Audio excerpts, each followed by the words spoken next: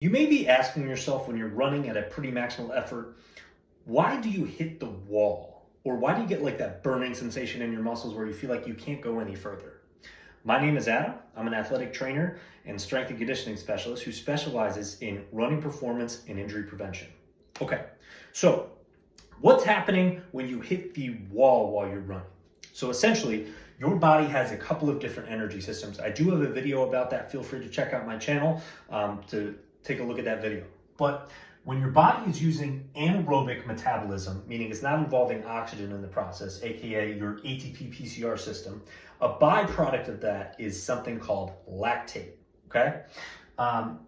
So essentially, lactate is a combination of pyruvate, which is a byproduct of essentially anaerobic metabolism, and hydrogen ions. Okay?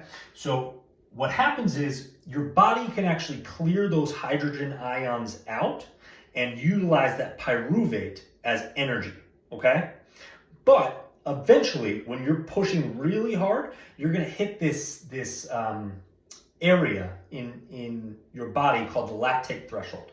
That's when essentially your body can't clear the hydrogen and use the pyruvate. There's too much lactic acid forming in your body, and your body can no longer clear it and take care of it. So you hit the wall and your muscles become less effective. That's why you slow down, okay?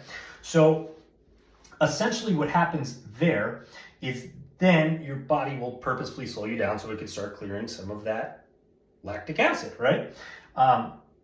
You go into this thing called acidosis. So that's when there's too many hydrogen ions, your body can't clear it, right?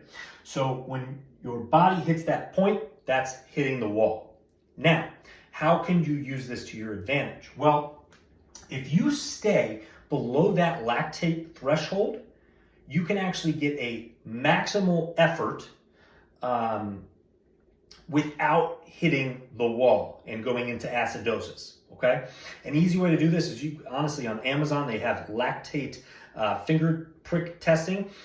You could put in a maximal effort, making sure that we're staying within the ATP PCR system. So make it, somewhere within 10 to 30 seconds of a maximal effort.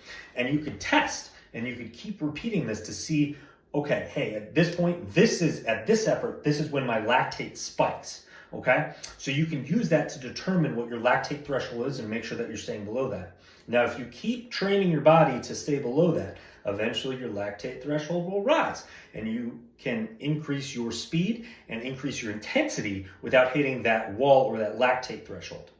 If you like what you heard here, make sure to follow along and like this video, share it, and I'll see you on the next one.